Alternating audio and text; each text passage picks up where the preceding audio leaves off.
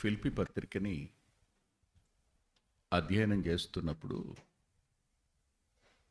ఈ పత్రికలో మరెన్నో విషయాలు కనపడుతున్నట్టున్నాయి. ఒక జీవితకాలం సరిపోతుందేమో ఈ పత్రికను అధ్యయనం చేయడానికి. ఈ పత్రికలో ఒక మాట ఈసారి నన్ను నిలబెట్టి ప్రశ్నించినట్టయింది. అది మొదటి అధ్యాయంలోది, ఇంకా రెండో అధ్యాయంలోకి పోలేదు మనం. కానీ రెండో అధ్యాయంలో ఉన్న 6వ వచనాన్ని మనం మనసులో పెట్టుకుని ఈ వచనాలను మనం పోల్చి చూసుకోవాలి. ఫిలిప్పీ పత్రిక 2వ అధ్యాయం 6వ వచనంలో ఉన్న ఆ అంశాన్ని పోల్చుకుని మనం ఈ మొదటి అధ్యాయంలోనూ మిగిలిన అధ్యాయాల్లోనూ ఉన్న వాటిని సరిపోల్చుకుని చూడాలి. బుజ్జి ఖాళీ ఉంది, కూర్చో.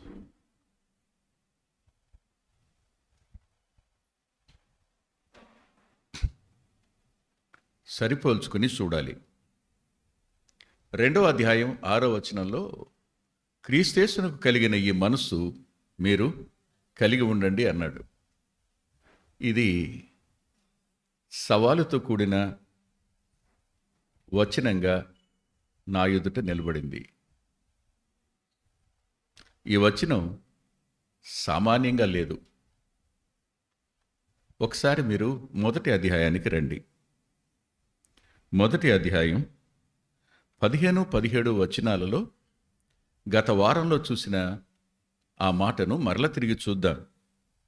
పౌలు గారు ఇలా అన్నారు: వారైతే నా బంధకములతో కూడా నాకు శ్రమ తోడు చేయవలనని తలంచుకొని శుద్ధ మనసుతో కాక కక్షతో క్రీస్తును ప్రకటించుచున్నారు అన్నాడు.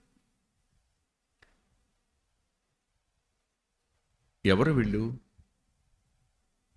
వీళ్ళు? విశ్వాసులే. ఎవరు వీళ్ళు? సంఘ పెద్దలై ఉండొచ్చు. ఎవరు వీరు? సువార్థికులై ఉండొచ్చు. ఎవరు వీరు? కాపర్లు కూడా ఉండొచ్చు. కానీ వీరు చేస్తున్న పని ఏమిటి? జైల్లో ఉన్న పౌలుకు ఏమున్నాయి? ఇప్పుడు చేతులకు కాళ్లకు బంధకాలు ఉన్నాయి, చైన్స్ ఉన్నాయి. వాళ్ళు మరో విషయం ఆలోచించారు. ఏం ఆలోచించారంటే, సంకెళ్లలో ఉన్నటువంటి పౌలును ఇంకా ఎలా మనం శ్రమ పెట్టాలి. ఇక్కడ శ్రమ అనే పదానికి నా నొప్పిని అధికము చేయవలనని ఇంగ్లీష్లో ఉన్న పదం టు ఇంక్రీజ్ మై పెయిన్ అని ఉంటుంది. నా నొప్పిని అధికం చేయాలని, మరో మాట నా బాధను అధికం చేయాలని. శ్రమలో నొప్పి, బాధ ఇవి ఉంటాయి. ఒక వ్యక్తి కష్టంలో ఉన్నాడు, ఇబ్బందుల్లో ఉన్నాడు, వేదన గుండా వెళుతున్నాడు. ఎవరో తన గురించి చెప్పిన మాట అతని దాకా వచ్చినప్పుడు అతని అంతరంగం ఎలా ఉంటుందో చెప్తారా? మరింత కృంగిపోతాడు, బాధపడతాడు, వేదన చెందుతాడు. వాళ్ళ తలంపు పౌలుకు అర్థమైంది. వాళ్ళు ప్రకటిస్తున్న సువార్తలో ఏమున్నదో పౌలుకు అర్థమైంది.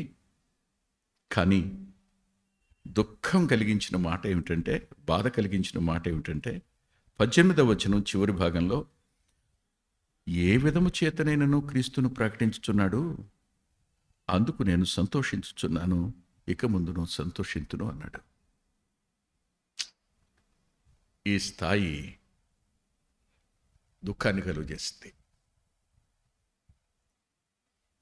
ఇలా ఎవరైనా మనని గురించి, మన బాధను అధికం చేయాలనుకున్న వాళ్ళని గురించి, మన శ్రమను అధికం చేయాలని బయట తిరిగి మాట్లాడుతున్న వారిని గురించి, మన బంధకాలు మనకు చాలలేదని మరింత మానసికమైన కృంగుదలకు మనం గురి చేయాలని ప్రయత్నం చేసే వ్యక్తులను చేస్తున్న పనిని బట్టి ఎవరైనా సంతోషించగలుగుతారా?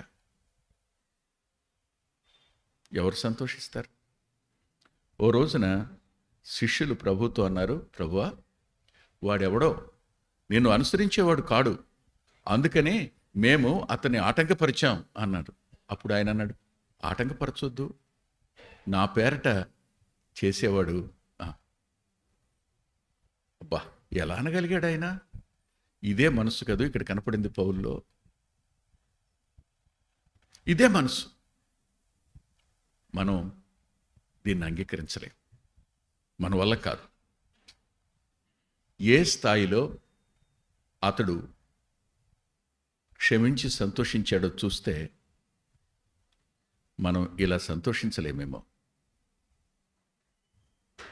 ఇది తగిలిన మొదటి దెబ్బ. రెండవ దెబ్బ దగ్గరికి కూడా వెళ్దాం రండి.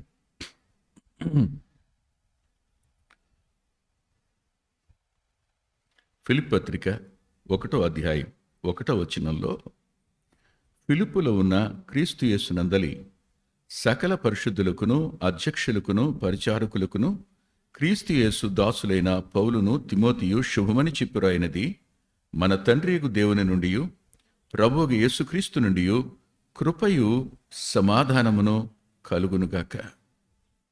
ఇక్కడ వీళ్ళు కూడా ఉన్నారా?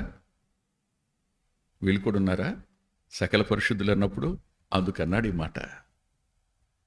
వీళ్ళకు కూడా శుభం చెప్పగలిగాడా? మారోలెస్. వీళ్ళు ఎంతమంది ఒకటి చెప్పాడు ఇక్కడ. చూడండి, కిందకి వెళ్దాం.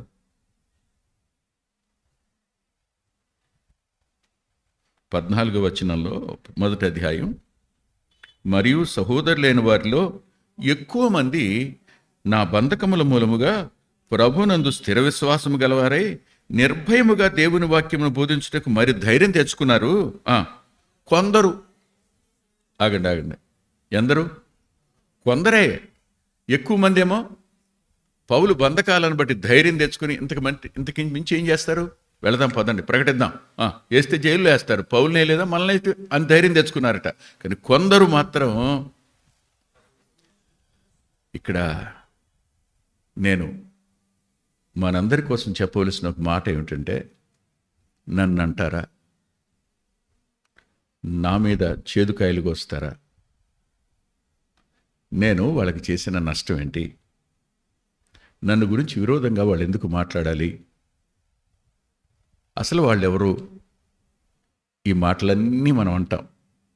ఎంతో కొంత నీతిగా బతుకుతున్నామని, ఎంతో కొంత ఇతరులకు సాయం చేస్తూ బతుకుతున్నామని, ఎంతో కొంత జాగ్రత్తగా ఉన్నాము అని ఆలోచించే మనకు ఈ ఆలోచన ఖచ్చితంగా వచ్చి మనసు విలవిల్లాడిపోతుంది. అసలు నా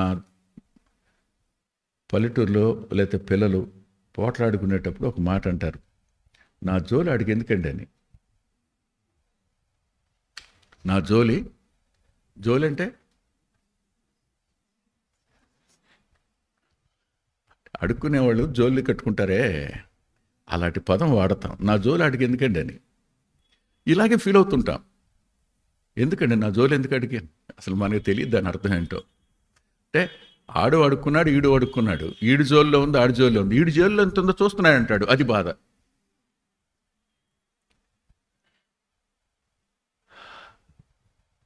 మనం బాధపడుతుంటాం. కానీ ఒక వచనం చూడండి, వెళదాం. కొరింథీయులకు రాసిన మొదటి పత్రిక 11వ అధ్యాయం 1వ వచనం.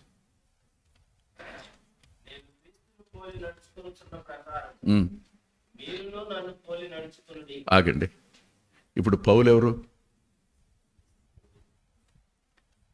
ప్రభు తరువాత మానవులకు మాదిరిగా తను తాను ఉంచుకున్నవాడు, తను తాను చూపుతున్నవాడు. ప్రభువుని నేను పోలి నడిచాను, మీరు నన్ను పోలి నడవండి అన్నాడు. ఇలాంటి వానికే ఇన్ని మాటలు వస్తే, ఇలాంటి వాడిని తూర్పారబడితే, ఇలాంటి వ్యక్తిని గురించి చెప్పడానికే వాళ్ళు అక్కడికి ఇక్కడికి పోయి పౌలు మీద చెప్తా ఉంటే, నిన్ను గురించి చెప్పడం పెద్ద పనేంటి? నన్ను అన్నారు అన్ని పౌల్నే అన్నారు, ప్రభువునే అన్నారు. అన్నాయి మేలేగా, ఇది కీడా. కానీ శుభం అని చెప్తా వాళ్ళకే అయ్యా శుభం కలుగును గాక అనగలమా? ఎట్టి పరిస్థితులను ఒకవేళ అన్నా నటనే.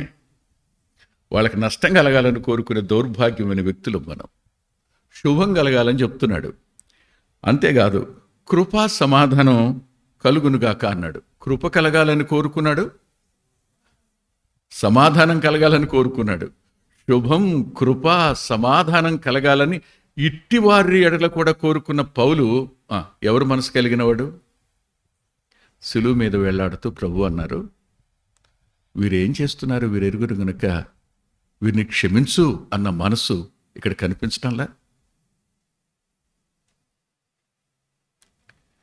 ఎంత బాగుందో, ఎలా సాధ్యమైందో. సంకెళ్ళలో ఉన్నాడు, గాయాలు అధికమవుతున్నాయి, వాళ్ళ మాటలు చెవిని చేరుతున్నాయి, ఏదో ఒక కల్పన వస్తానే ఉంది, ఏదో ఒకటి పుట్టిస్తూనే కనపడుతున్నారు. కానీ వారికి కూడా శుభం కలగాలని, వారికి కూడా కృప కలగాలని, వారికి కూడా సమాధానం కలగాలని కోరుకుంటున్న ఈ పౌలులో ఉన్న క్రీస్తు యొక్క మనసు. ఇది రెండవది. మూడవ మాట చూడండి. మూడవ మాటలో ఫిలిప్పీ పత్రిక 3వ అధ్యాయం 1వ వచనం.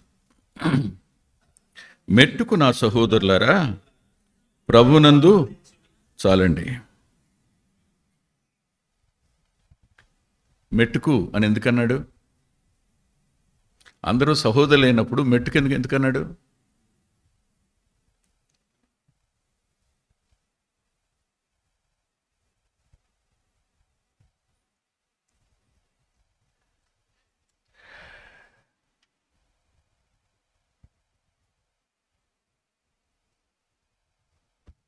ఎందుకే అన్నాడు.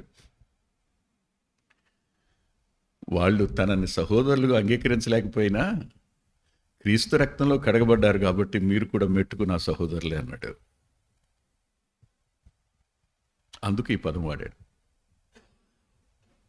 మీరు ప్రభువునందు ఆనందించండి అయ్యా, నన్ను బాధ పెట్టడంలో ఆనందించకండి, ప్రభువులో ఆనందించండి. ఈ ఆనందం అట్టే కాలం ఉండదు. ఈ ఆనందం కొద్ది కాలం ఉంటుంది. చెడు చెప్పిన ఆనందం, ఇతరులను నమ్మించిన ఆనందం కొద్ది కాలమే ఉంటుంది. ఆ తర్వాత ఇప్పుడు నేను ఆదికాండాన్ని అధ్యయనం చేస్తున్నప్పుడు సరిగ్గా దీనికి అతికినట్టున్న ఒక సంఘటన మీకు చూపిస్తాను. నాతో పాటు రండి. ఆదికాండం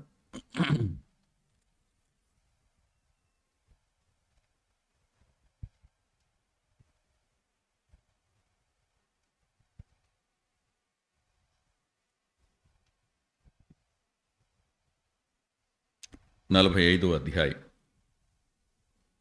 9వ వచనం. మీరు త్వరగా నా తండ్రి వద్దకు వెళ్ళి అతనితో, నీ కుమారుడైన యేసుకు దేవుడు నన్ను ఐగుప్తు దేశమంతటికీ ప్రభువుగా నియమించెను, నా యొద్దకు రమ్ము, అక్కడ ఉండవద్దు, చాలు. ఎవరిని పంపుతున్నాడు? ఎవరని చెప్పమంటున్నాడు?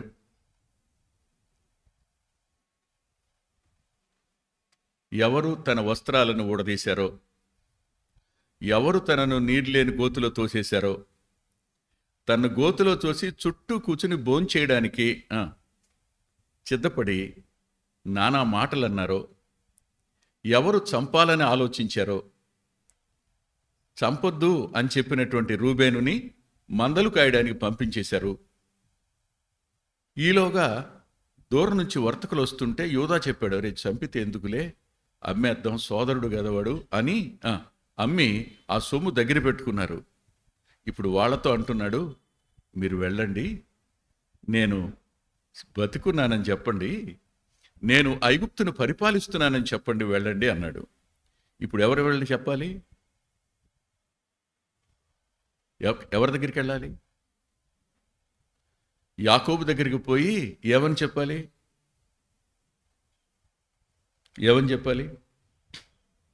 నానా నానా అంగీకి రక్తం అంటించి మేకపిల్ల రక్తం గొర్రెపిల్ల రక్తం అంటించి నీకు చూపించి మిమ్మల్ని నమ్మించాము వాడు చచ్చిపోయాడని. కొందరు పరిశుద్ధంగా బ్రతుకుతారు, కానీ వాళ్ళు పాపం చేశారని ప్రచారం చేస్తారు. కొందరు నీతిగా బతుకుతారు, వాళ్ళు చెడిపోయారని ప్రచారం చేస్తారు. కొందరు మేలు చేస్తారు, మేలును వక్రించి మాట్లాడతారు. ఇవన్నీ జరుగుతున్నప్పుడు ఒకానొక దినాన్న చేసిన ప్రచారమంతా అబద్ధమని ఒకసారి చూడండి.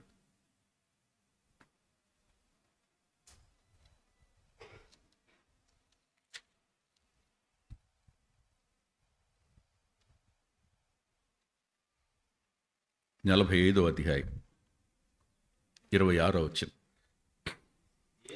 యోసేపు ఇంకా బ్రతికి ఉండి ఐగుప్తు దేశమంతటినీ ఏలుచున్నాడని అతనికి తెలియచేసిరి.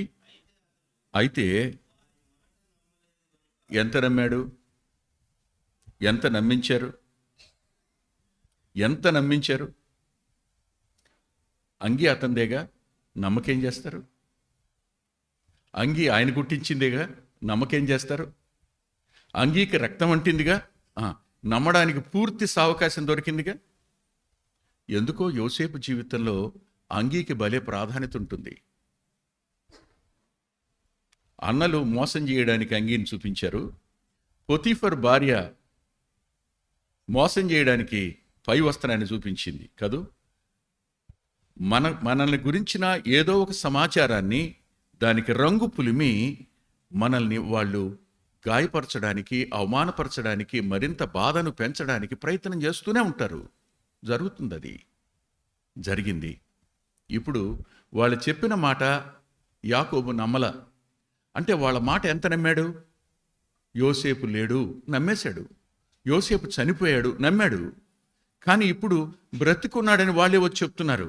ఎవరు అంగీ చూపించారో, ఇది నీ కొడుకుదేనా గుర్తుపట్టన్నారో, అంతగా మోసం చేసిన వారు ఇప్పుడు వచ్చి బ్రతుకున్నాడు అని చెప్తున్నప్పుడు ఏమైందో చదవండి. ఇప్పుడు నమ్మలేదు కనుక అతడు నిశ్చేష్టుడాయను.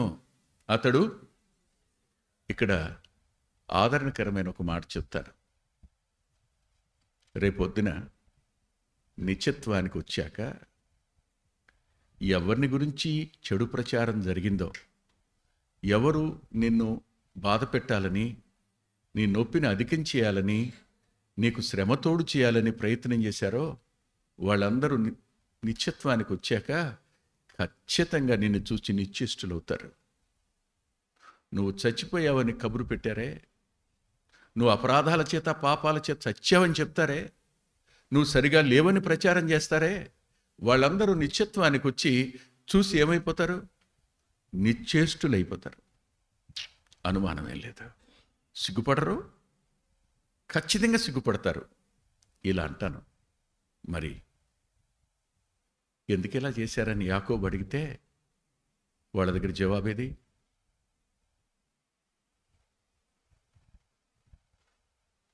యాకోబుకు తెలియదు, కానీ దేవుడికి తెలియదా?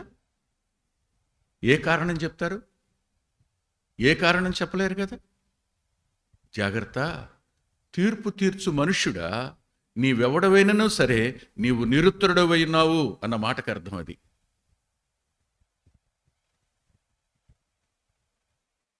Don't criticize anybody, don't judge anybody. నీ పని కాదది, నా పని కాదది. పౌలు గారు వారిని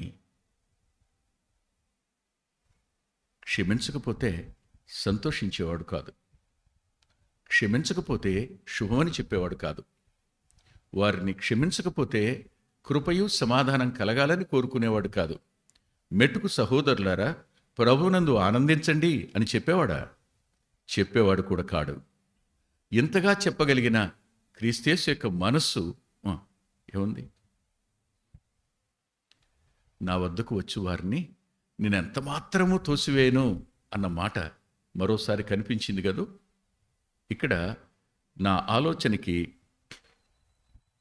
మరికొన్ని తలంపులు వచ్చాయి. ఇది మొదటి భాగం. ఇక రెండవ భాగం దగ్గరికి వెడదాం. ఈ ఫిలిప్పీ పత్రికలో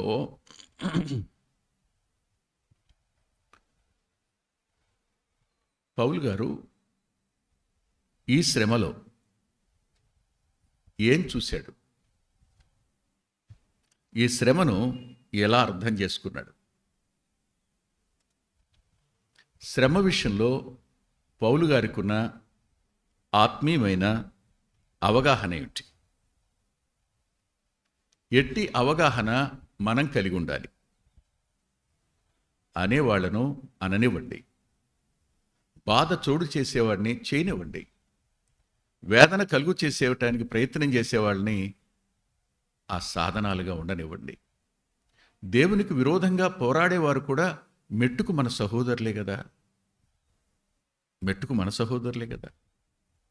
వాళ్ళు కాదనుకుంటున్నారు, కానీ ఎవరు అందరూను క్రీస్తుయేసునందు ఆయన రక్త సంబంధులే కదా. కాబట్టి వాళ్ళు మెట్టుకు మన సహోదరులే. మరి ఇట్టి వారిని గురించి, వాళ్ళు చేస్తున్న శ్రమను గురించి పౌలు గారికి ఉన్న అవగాహన ఏమిటి? లోకం చేత శ్రమ పడడం వేరు వేరు, కానీ దేవుని పిల్లల చేత శ్రమ పడడం వేరు. ఇది మరింత భాగ్యం.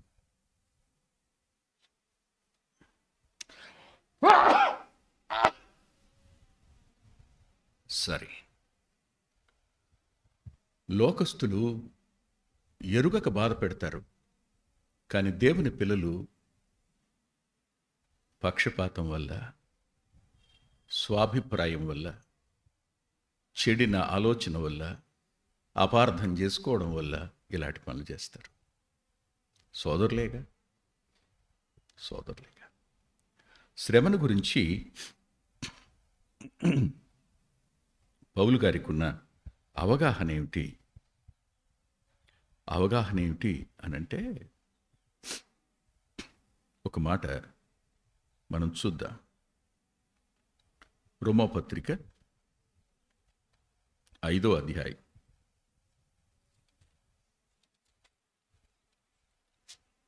5వ అధ్యాయం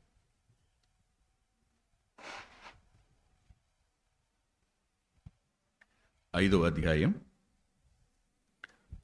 3-4 వచనాలు కలిసి ఉన్నాయి. అంతేకాదు, శ్రమ ఓర్పును, ఓర్పు పరీక్షను, పరీక్ష నిరీక్షణను కలుగు చేయనని ఎరిగి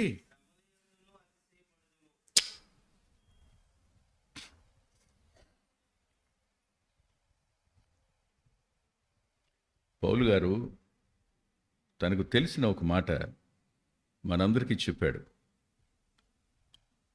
మనం ఎవరిలో అతిశయించాలి? ప్రభువునందే అతిశయించాలని చెప్పాడు. ప్రభువునందే అతిశయించాలి.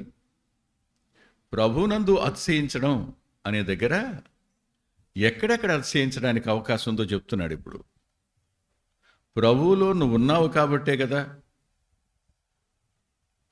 ఈ శ్రమ. ప్రభువులో నువ్వు లేకపోతే శ్రమ ఎందుకు వస్తుంది? నీవే ఇదివరకున్న పరిచయుడు అనుకో, ఎవడొస్తాడు నీ జోలికి? ఇదివరకు ఉన్నటువంటి ధనవంతుడు కొడుకువే అనుకో, ఎవరంటారు నిన్ను? ఇప్పుడు అనడానికి కారణం ఏంటి? కారణం ఏంటి? నేను ప్రభువులో ఉన్నాను కాబట్టి వాళ్ళకి చులకనయ్యానంతే. నేను దేవుని బిడ్డను గనుక చులకనయ్యానంతే. నేను దేవుని పని చేస్తున్నాను కాబట్టి చులకనయ్యానంతే. అబ్బా, నేను దేవుని బిడ్డను కాకపోతే ఈ శ్రమ నాకు వచ్చేది కాదు. దేవుని బిడ్డను కాబట్టి నాకు ఈ శ్రమ వచ్చింది. అవునా? దేవుని స్తోత్రం అనుకున్నాడు అన్నమాట. ప్రభువును బట్టే. కాబట్టి నేనేం చేస్తాను ఇప్పుడు?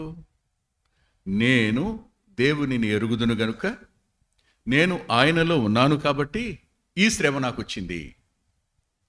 నేను క్రైస్తవుణ్ణి కాకపోయి ఉంటే నాకు ఈ శ్రమ రాదు. నేను ఎవడు అనడానికి సాహసించడు. నేను దేవుని పనిముట్టును కాకపోతే ఎవరో నన్ను ముట్టుకోరు.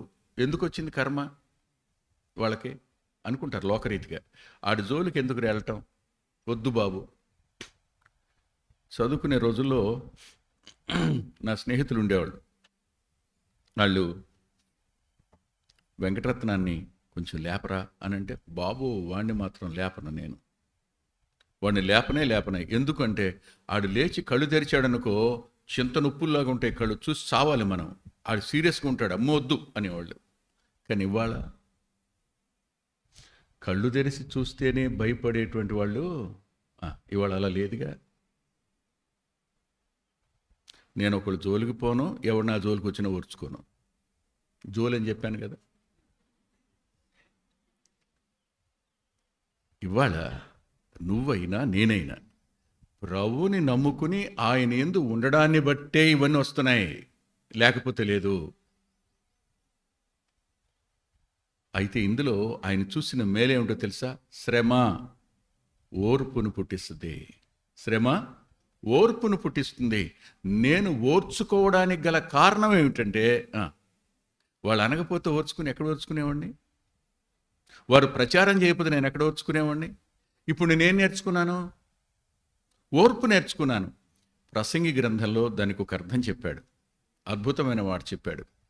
ఓర్పు గొప్ప ద్రోహ కార్యములు జరగకుండా కాపాడుతుందట. చూడండి ఆ మాట.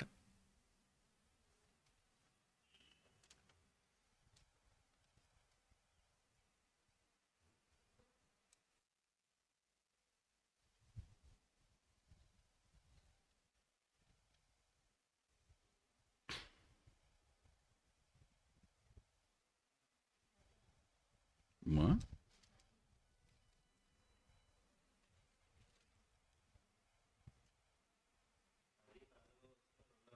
10వ అధ్యాయం 4వ వచనం 2వ భాగం. అది మాట. గొప్ప ద్రోహ కార్యాలు జరగకుండా ఓర్పు చేస్తుంది. ఇప్పుడు నేను కూడా, మీరు కూడా వాళ్ళ గురించి నోరు తెరిచి మాట్లాడితే వాళ్ళకి మనకి తేడా ఏంటి?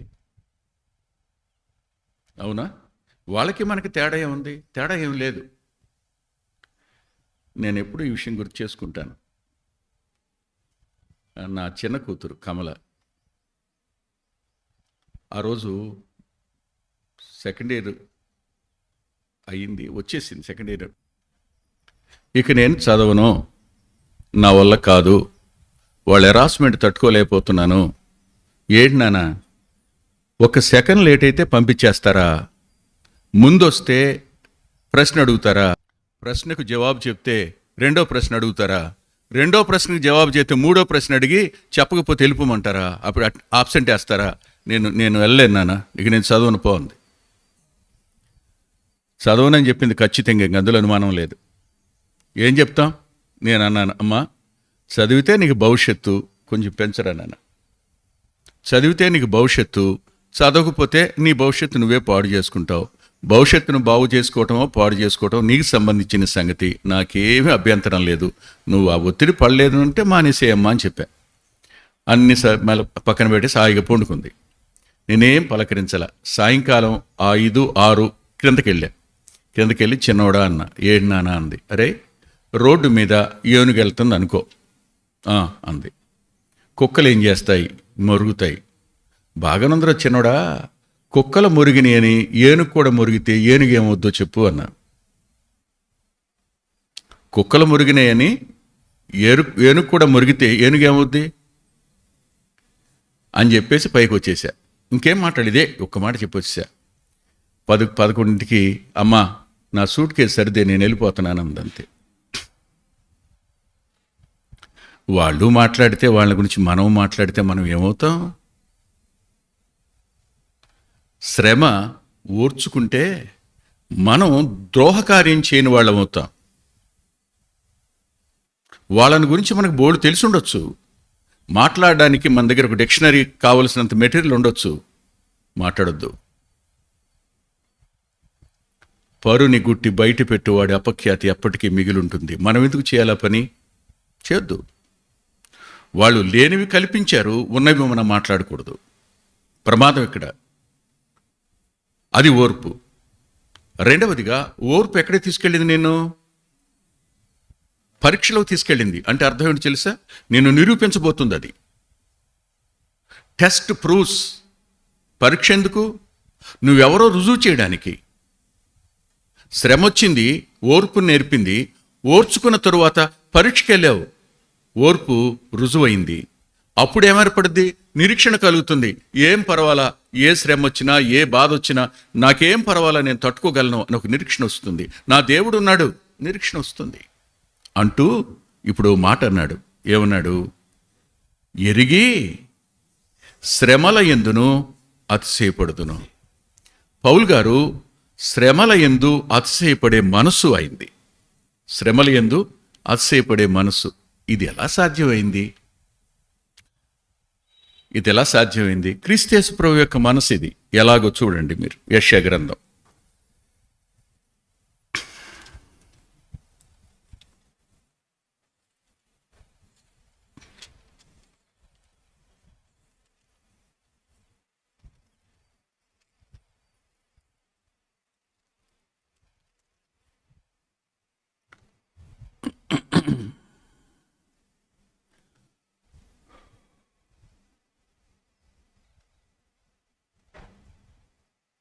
7వ అధ్యాయం. సామెతల గ్రంథం 7వ అధ్యాయం. సామెతల గ్రంథం 7వ అధ్యాయం. సామెతల గ్రంథం 7వ అధ్యాయం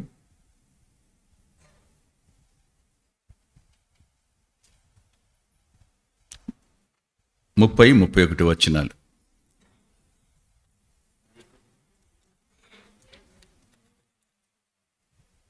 7వ అధ్యాయం 30-31 వచనాలు.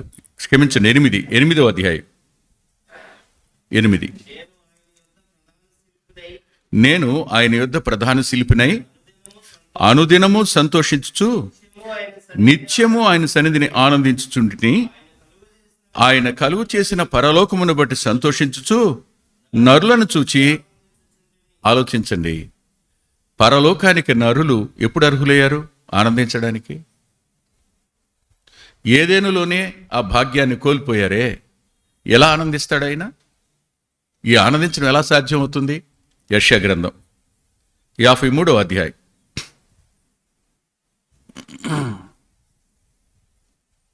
11వ వచనం.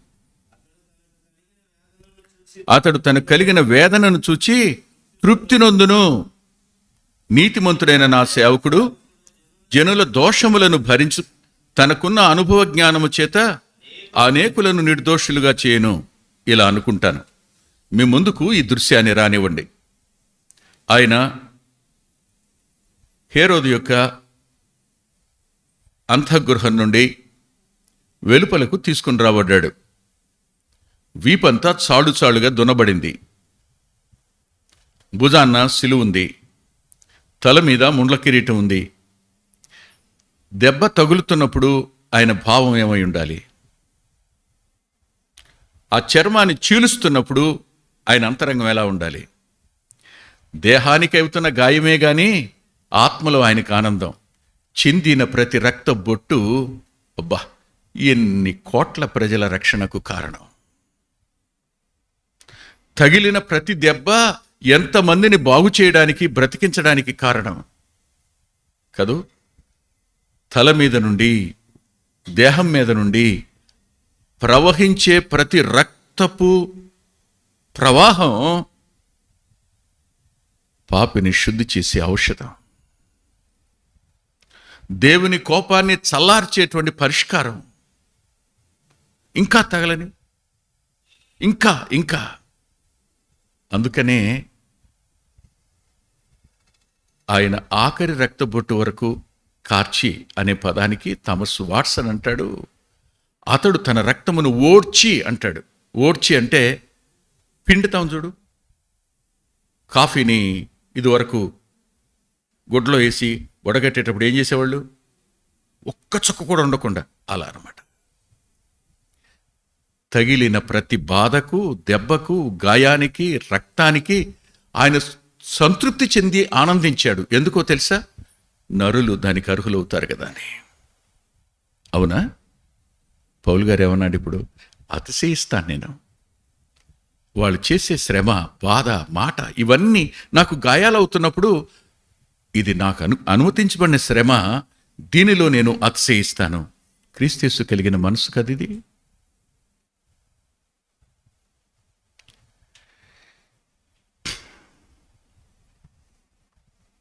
ఆ రోజు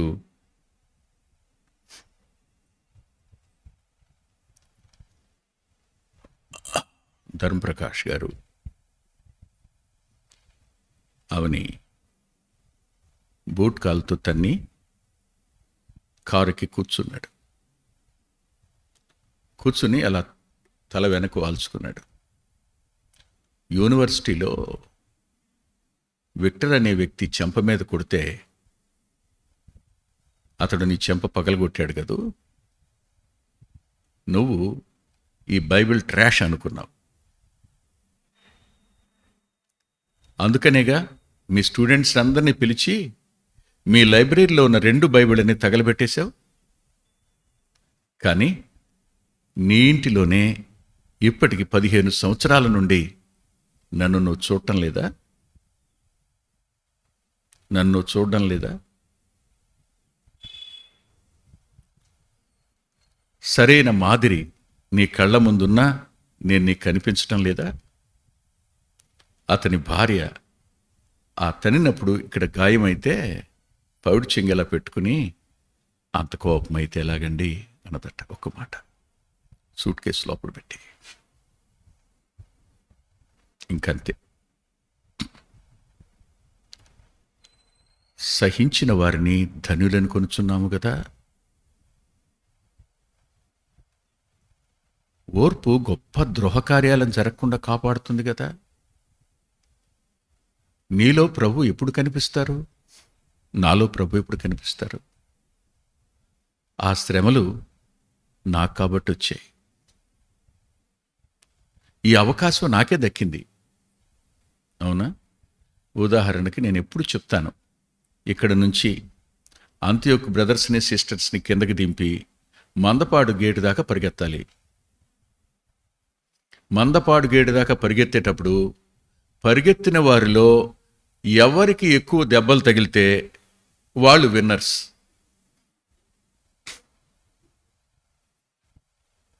ఎవరికో రాయి అడ్డం పడి పడిపోయాడు, పళ్ళు ఊడిపోయినాయి, నేనే విన్నర్ అనుకుంటాడు. ఈలోగా తల పగిలిపోయి ఇంకొక ఆయన వచ్చాడు.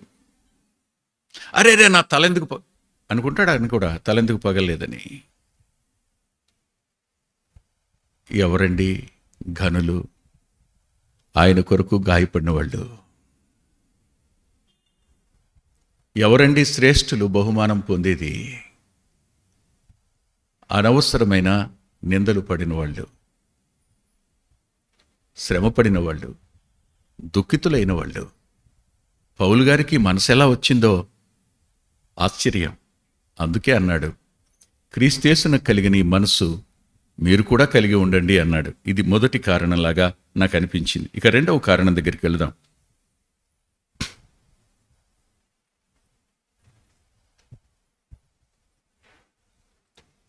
రోమాపత్రిక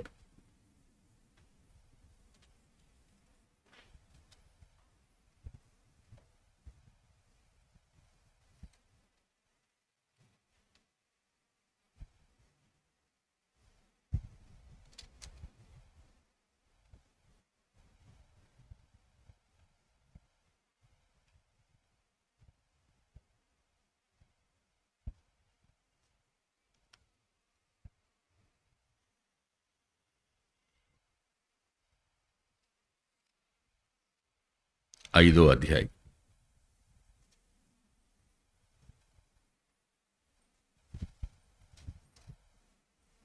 ఐదో అధ్యాయం.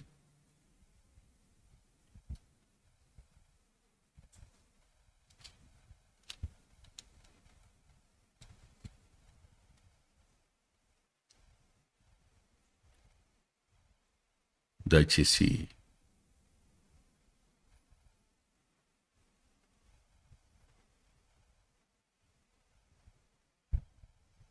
ఒక మాట,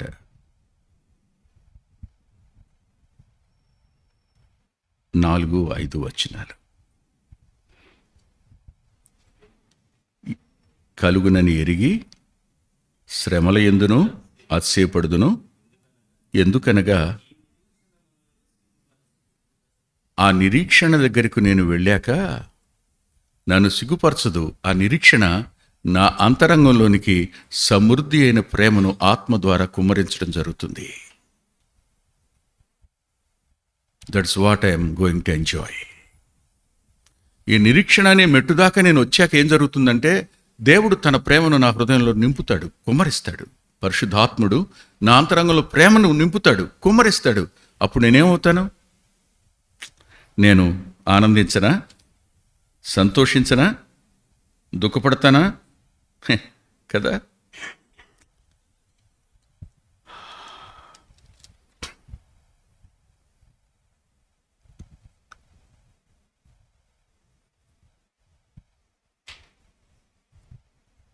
అంతేకాదు, మరో మాట కూడా పౌలు గారు ఈ సమయంలోనే అన్నాడు. అదేమిటంటే,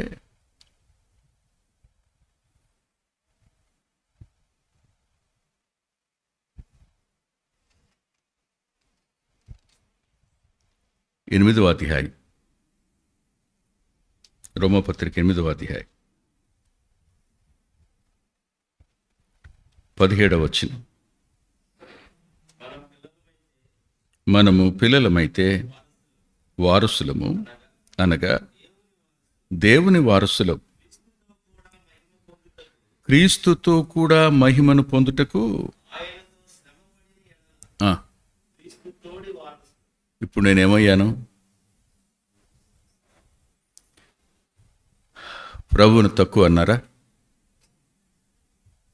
నువ్వు సమరయుడు అని మేము అన్నమాట నిజమేగా అన్నారు. అంటే అర్థం ఏంటో తెలుసా? సమరయుడు అంటే అర్థం ఏంటో తెలుసా మీకు? నువ్వు మిక్స్డ్ బ్రీడ్ అన్నారనమాట. యోధా రక్తం కాదు నీది, మిక్స్డ్ బ్రీడ్ నీది అన్నారు.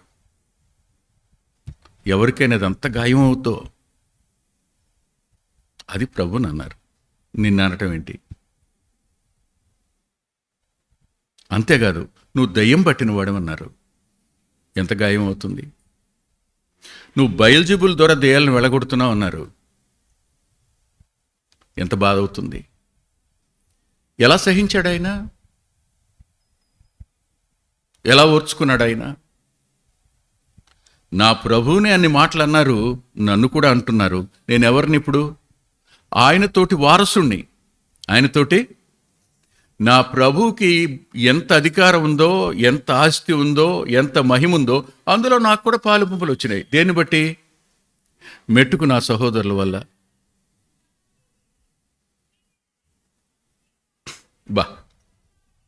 చాలా బాగుంది, నాకు చాలా సంతోషం అనిపిస్తూ ఉంది. ఇందులో నిలిచి ఉంటే బాగుండు. కొద్దిసేపటి శరీరంలోకి వెళ్ళిపోతే ఇదంతా పోద్దు బాధ, మళ్ళీ బాధ వచ్చి పడద్దు. మళ్ళీ ఆత్మలో ఉన్నప్పుడు ఏం బాధ అనిపించదు, శరీరంలోకి వెళ్ళినప్పుడు బాధ కలుగుతుంది.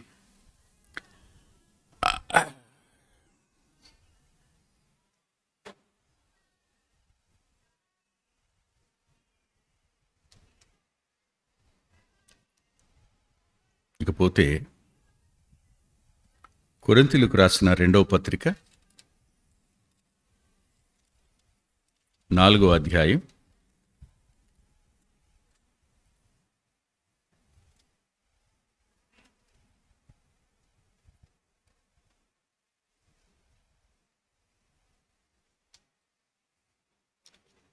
10వ వచనం.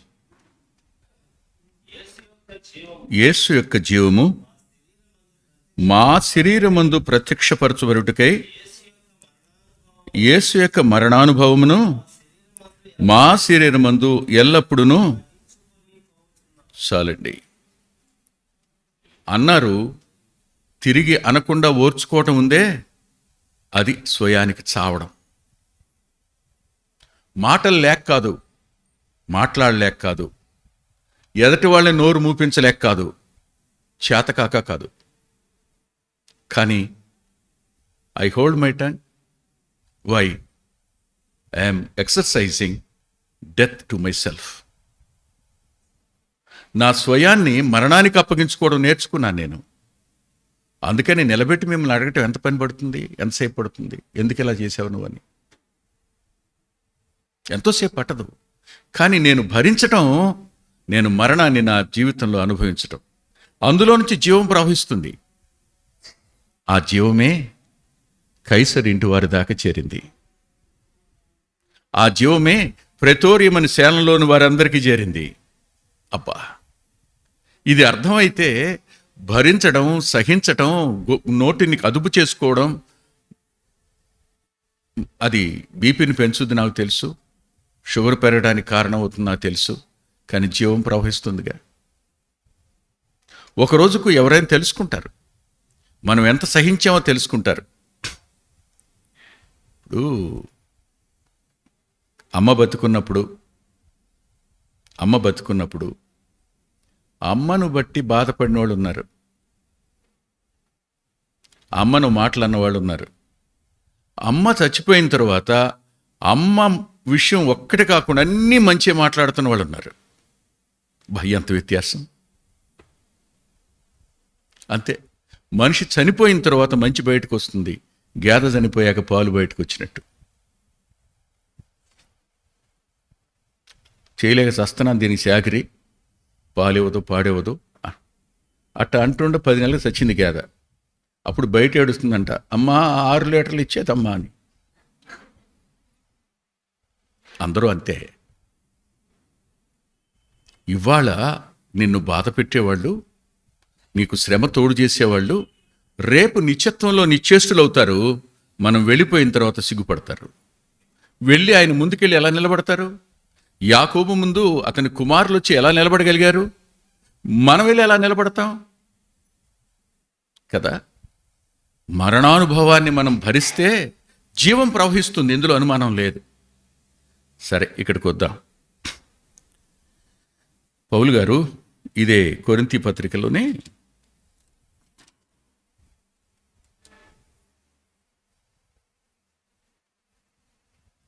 11వ అధ్యాయం, 2 కొరింథీ పత్రిక 11వ అధ్యాయం, కొరింథీ 2వ పత్రిక 11వ అధ్యాయం 10వ వచనం. క్రీస్తు సత్యము నా యందుండుట వలన అకయా ప్రాంతముల యందు నేనిలాగు అతిశయపడకుండా నన్ను ఆటంకపరచుటకు ఎవరి తరము కాదు. కారణం ఏంటి చెప్పండి? నాలో సత్యం ఉంది. క్రీస్తు సత్యం నాలో ఉంది. అవును, ఇప్పుడు నేను హింసింపబడడానికి గల కారణం ఆ సత్యమే. నేను బాధపడడానికి కారణం ఆ సత్యమే. క్రీస్తు యేసు యొక్క సత్యం నాలో ఉంది గనుక నేను ఈ శ్రమల గుండా వెళుతున్నాను. అతిశయపడకుండా ఎవడు ఆపలేడు నన్ను. నేను అతిశయిస్తాను అన్నాడు పౌలు గారు. ఈ మాట చెప్తున్నప్పుడు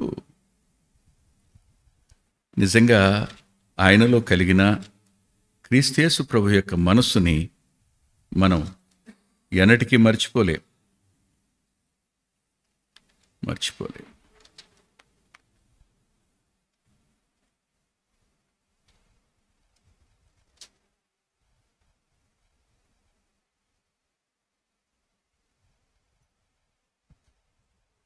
ఇక్కడ ఆయన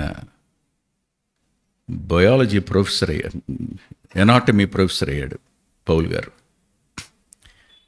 ఫస్ట్ కొరింథియన్స్ రాస్తున్నప్పుడు ఎనాటమీ ప్రొఫెసర్ అయ్యాడు. చూడండి, కొరింథీ రాసిన మొదటి పత్రిక 12వ అధ్యాయం 26వ వచనం చూడండి. కాగా ఒక అవయవము శ్రమపడినప్పుడు అవయవములన్నీ దానితో కూడా శ్రమపడును. ఒక అవయవము ఘనత పొందినప్పుడు అవయవములన్నీ దానితో కూడా సంతోషించును. విన్నారు ఈ మాట? ఎనాటమీ చెప్తున్నాడు ఆయన, శరీర శాస్త్రం చెప్తున్నాడు. మెడిసిన్ వాళ్ళకి చెప్తారు ఎనాటమీ. ఒక్క అవయవానికి బాధ కలిగితే అన్ని అవయవాలు బాధపడతాయి. ఒక్క అవయవానికి ఘనత వస్తే అన్ని అవయవాలకు ఘనత వస్తుంది. ఉదాహరణకి నేను మీకు చెప్తాను. మీరు వెళ్తున్నప్పుడు బొటని వేలు గోరు లేచిపోయింది తగిలి. దేహం అంతా ఏమవుద్ది? ప్రతి అవయవం కదా. ఎవరో నీ ఎడమ చేతికి ఉంగరం పెట్టారు, ఎలా ఫీల్ అవుద్ది దేహం అంతా? ఒక ఏలికేగా పెట్టింది.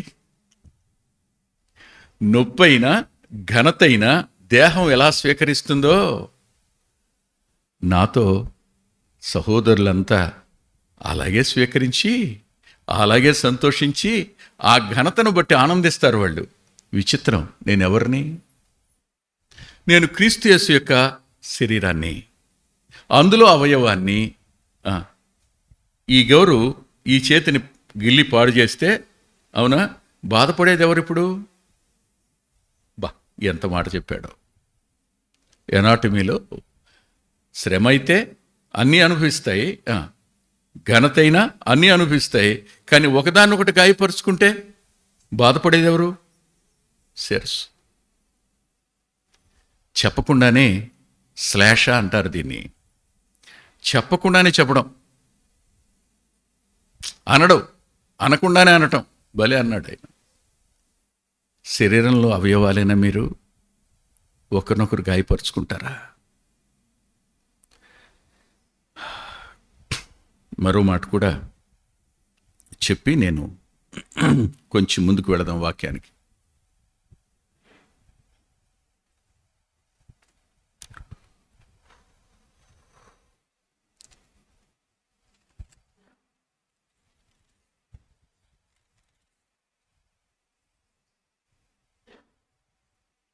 రోమాపత్రిక 8వ అధ్యాయం 18వ వచనం. మన ఎడల ప్రత్యక్షము కాబోవు మహిమ ఎదుట ఇప్పటి కాలపు శ్రమలు ఎన్నతగినవి కావని ఎంచుచున్నాము.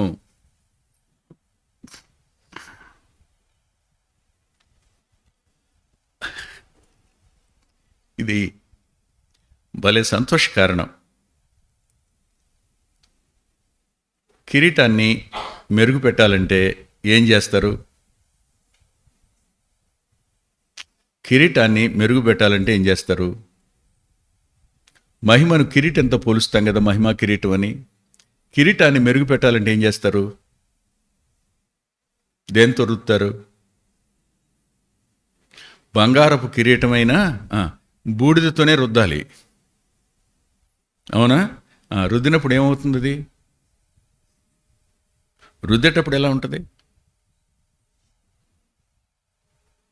శ్రమేగా, బాధేగా. బాగా రుద్దిన తర్వాత ఎలా ఉంటుంది అది?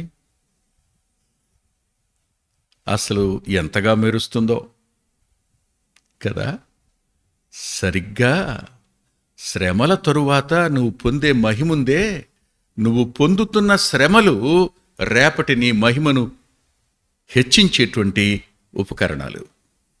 నిన్ను బాధ పెట్టేవాళ్ళంతా నీ మహిమను పెంచేవాళ్ళు బాబు. వాళ్ళు క్షేమంగా ఉండాలి, వాళ్ళు ఇంకా అంటా ఉండాలి, వాళ్ళు ఇంకా అవమానపరుస్తుండాలి, వారింకా బాధ పెడుతుండాలి, వారింకా నిష్ఠూరపడుతుండాలి, వారింకా చేయనివు. లోకస్తులైనా మెట్టుకు సహోదరులైనా let them do their own business. అవన్నీ ఏమవుతాయి రేపు? నేను పొందబోయే మహిమ ముందు ఎనతగి నువ్వు కావవి. వీటన్నింటి వల్ల నా కిరీటం మరింతగా ప్రకాశమానమవుతుంది, ప్రకాశిస్తుంది. అంతటి మహిమలోకి నేను వెడతాను because of all these sufferings.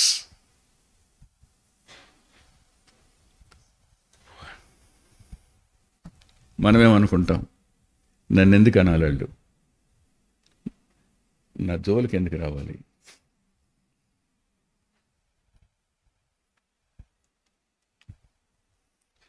రానివ్వండి, జోలెత్తుకుపోలేదుగా, సంతోషించండి.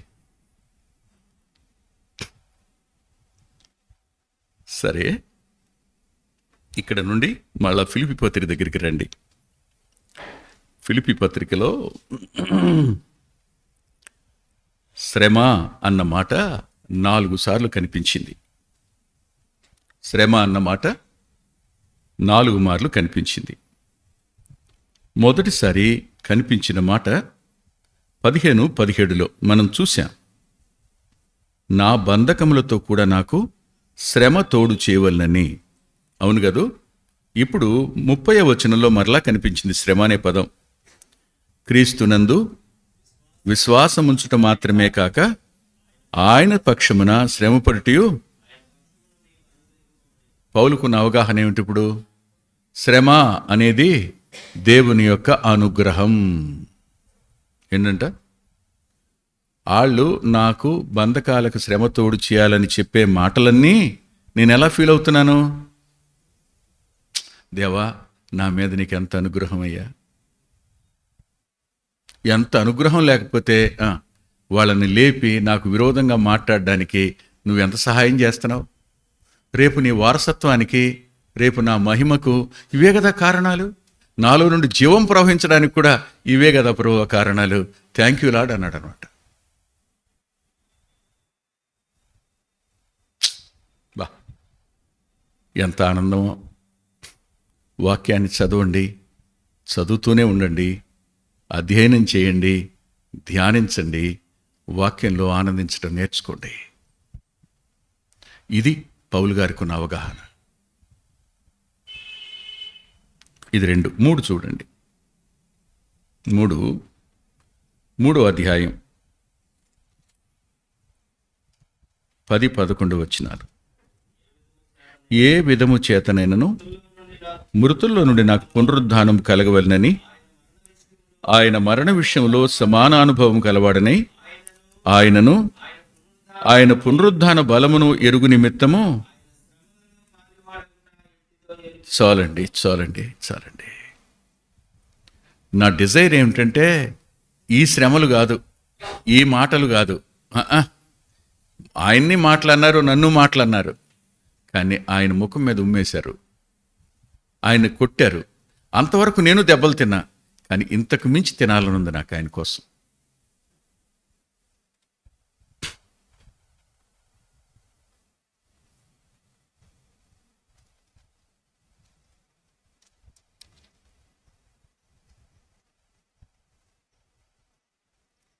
ప్రభు శ్రమల్లో నేను పాలువాడవ్వాలి.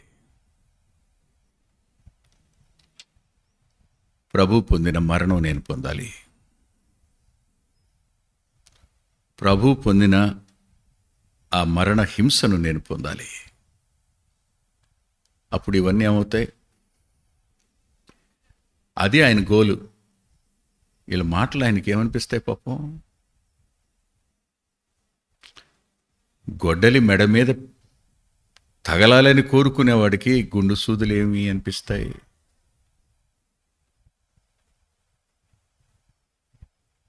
పౌలు గారు ఆ అవగాహనలోనికి వెళ్ళాడు. ప్రభువుకు తెలుసు అనడానికి యోహాను సువార్త 13వ అధ్యాయం 13వ అధ్యాయం 1వ వచనం.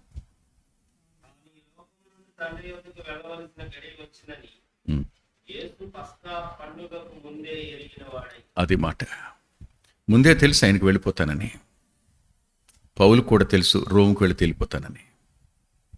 అయినా సరే ముందుకే సాగి వెళ్ళాడు. ప్రభు కూడా యెరూషలేముకు అభిముఖుడైనప్పుడు శిష్యులు ఆశ్చర్యపోయారు. ముందుకే వెళ్ళాడు ఆయన. ఎందుకు? ఆయన శ్రమల్లో నేను పాలువాడనవ్వాలి. ఆయన శ్రమలలో నేను పాలువాడనొకటి ఎట్టిదో నేను తెలుసుకోవాలి, చూడాలి.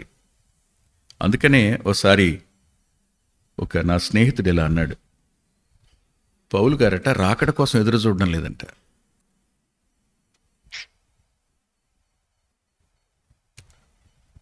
రాకడొస్తే రెప్పపాటులో మర్రూపు చెందుతామని తెలుసు ఆయనకి, కానీ దానికోసం ఎదురు చూడలేదట ఆయన.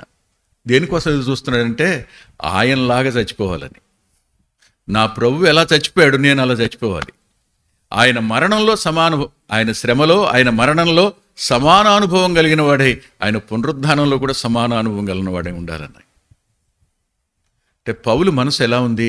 నేను హతసాక్షిని కావాలన్నదే ఆయన మనస్సు. కానీ రాకడొచ్చేస్తే మనలాగా వెళ్ళిపోతాం సంతోషంగా, మిగతా వాడంతా శ్రమల వాళ్ళవుతారు, మేము వెళ్ళిపోతాం, అది లేదంట. అది లేదు. మనం ఎప్పుడు వచ్చేస్తాడు ఆయన, వెళ్ళిపోదాం. క్రీస్తు కోసం శ్రమపడే మనస్సును ఆయుధంగా ధరించండి. అందుకే అన్నాడు చూడండి,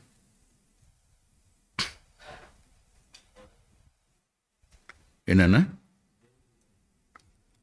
పేతురు గారు రాసిన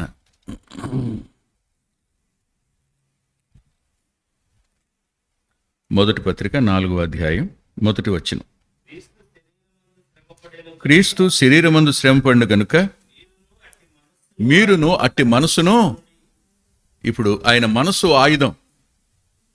శ్రమలను సహించడానికి మనసును ఆయుధంగా చేసుకున్నారు వీళ్ళు. మనం మనసుని ఆయుధంగా చేసుకోవాలి. మన మనసుని ఎలా చేసుకున్నాం మనం అంటే బంతిలాగా చేసుకున్నాం. వాళ్ళు కొట్టారనుకోండి మళ్ళీ తిరిగి వెళ్ళి కొడద్దు. అది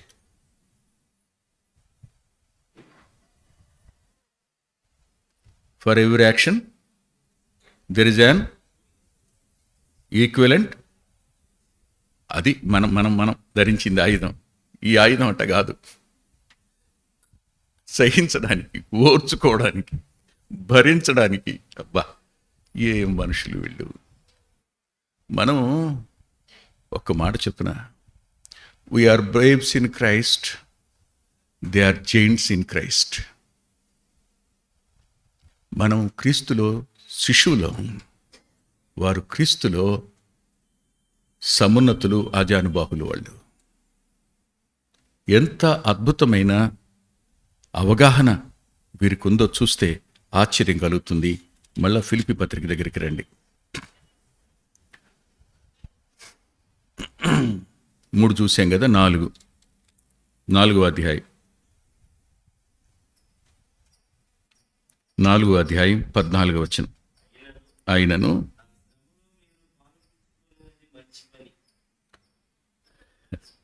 ఇలా అన్నాడు, నేను శ్రమ పడుతున్నాను, నేను అనిపించుకుంటున్నాను, నేను బాధపడుతున్నాను, నేను హింస గుండా వెడుతున్నాను, ఇందులో మీరు కూడా పాలుపొంపులు పొందితే మంచిది.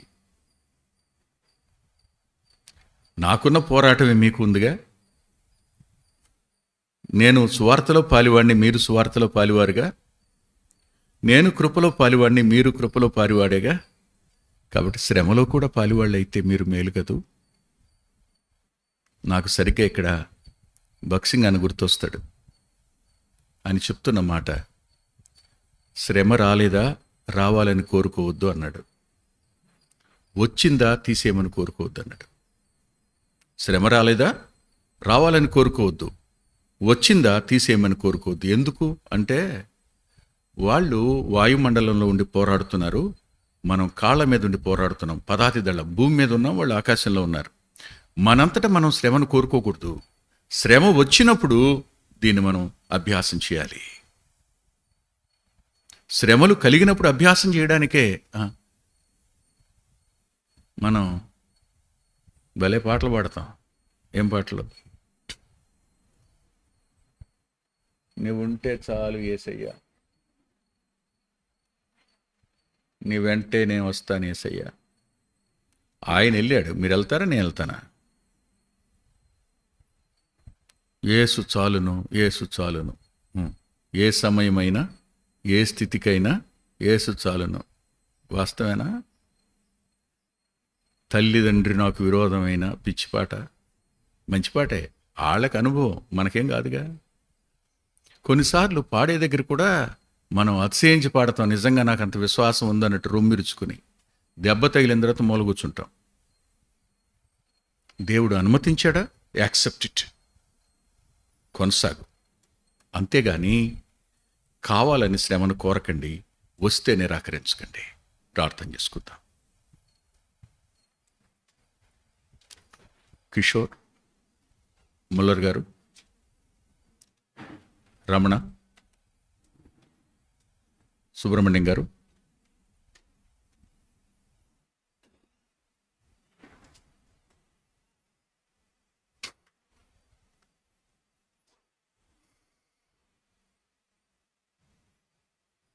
ఆనంద్, ప్రభాకర్, సురేష్,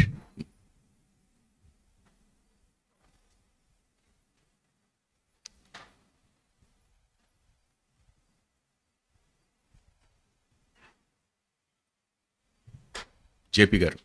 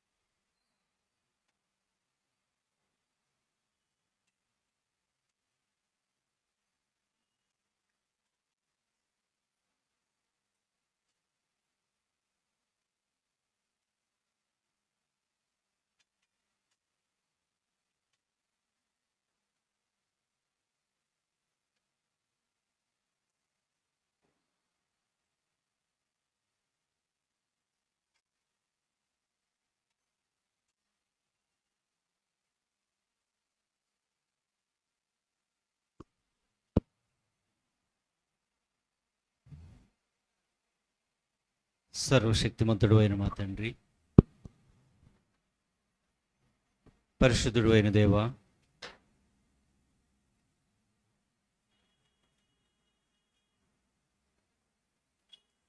మీ బిడ్డలంగా మీ బల్ల చుట్టూ మేము చేరి ఉంటూ ఉండగా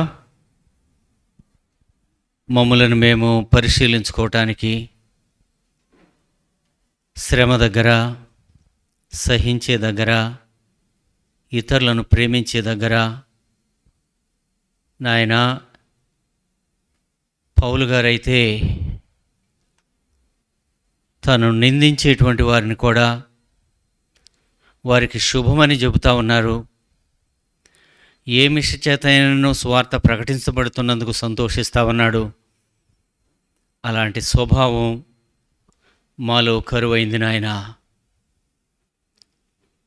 ప్రేమ తగ్గిపోయినటువంటి స్థితిలో క్షమించటానికి మా హృదయం మా మీద ఎదురు తిరుగుతున్నటువంటి పరిస్థితుల్లో నీ బిడ్డలమని చెప్పుకుంటూ మీ రక్తానికి, మీ శరీరానికి సాదృశ్యమైనటువంటి ఈ యొక్క బలలో చేయి వేయటానికి మేము కూడి ఉంటూ ఉండగా మమ్మల్ని మేము పరిశీలించుకోవటానికి సహాయం చేయి ప్రభా. అన్నీ లోపాలే, అన్నీ బలహీనతలే, అన్నీ మీకు విరుద్ధమైనటువంటి స్వభావమే మాలో కనిపిస్తూ ఉంది. క్రీస్తు కలిగినటువంటి ఈ మనసు మీరు కలిగి ఉండుడి అని పౌలు గారు అంటా ఉన్నాడు. నేను క్రీస్తును పోలి నడుచుకుంటా ఉన్నాను కాబట్టి మీరు నన్ను పోలి నడుచుకునుడి అంటా ఉన్నాడు. ప్రభా, ఇలా చెప్పగలిగినటువంటి ధైర్యం, విశ్వాసం మాలో లేదు. కాబట్టి యథార్థమైనటువంటి హృదయంతో మేము ఒప్పుకుంటా ఉన్నాం ప్రభా. మాలో సహించే గుణం లేదు, ప్రేమించే గుణం లేదు ప్రభా. క్షమించండి. దానిని మేము అలవర్చుకోవటానికి ప్రభా, అభ్యాసం చేయటానికి, మీ వాక్యాన్ని ధ్యానం చేయటానికి మాలో ఉన్నటువంటి లోపాలను ఒప్పుకొని క్షమించమని అడిగి సరిచేసుకుని యోగ్యమైనటువంటి రీతిలో బలలో చేయవేయటానికి కావలసిన ఈ కృపను దయచేయమని, మా అంతరంగంలో ఉన్నటువంటి ప్రతి కల్మషాన్ని కూడా ప్రభా మీ యొక్క రక్తంలో కడుక్కొని నాయన మీ బలలో చేయవేయటానికి కావలసిన మీ కృపను దయచేయమని మీ చేతులకు అప్పగించుకుంటూ మా ప్రభును ప్రియరక్షకుడైన యేసుక్రీస్తు వారి నామమును బట్టి అడిగి వేడుకొనుచున్నాం తండ్రి. ఆమేన్.